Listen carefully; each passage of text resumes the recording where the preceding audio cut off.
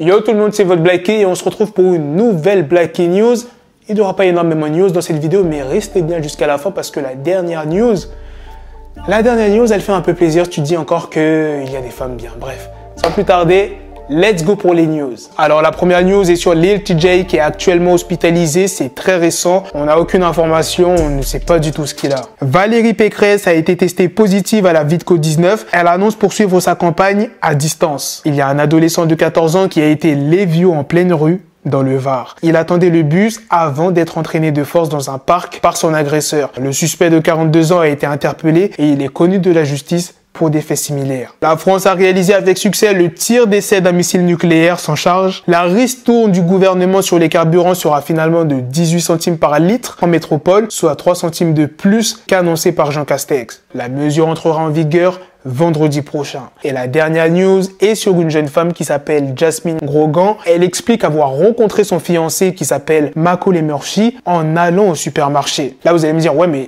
elle a quoi de ouf cette news? Eh bien, quand elle a rencontré cet homme, il était SDF. Elle dit « Un jour où j'allais faire mes courses, j'ai rencontré un sans-abri et je lui ai proposé de l'argent mais il a refusé. Je suis rentré dans le magasin et je n'arrêtais pas de penser à lui. Lorsque je suis sorti, je lui ai demandé si je pouvais l'aider autrement. Il a répondu non.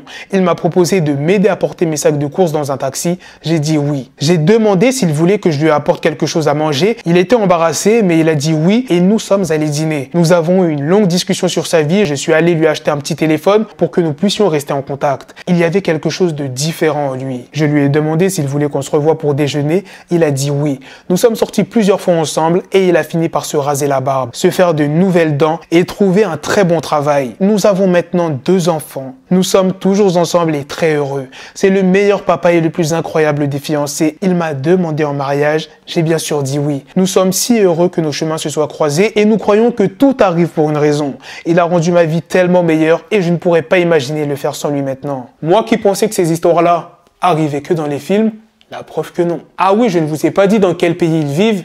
Ils vivent au Canada. Cette news, c'est pour les personnes qui pensent que toutes les femmes sont des michtos. Bon, c'est très rare qu'il y a des histoires comme je viens de te raconter, mais ça existe. Voilà les gars, c'est la fin de cette très belle news. Dites-moi dans les commentaires qu'est-ce que vous en pensez des autres news sur Lil TJay, de ce qui se passe aussi en France. Sur ce, on se donne rendez-vous très prochainement pour d'autres vidéos news. Prenez soin de vous la famille. Peace!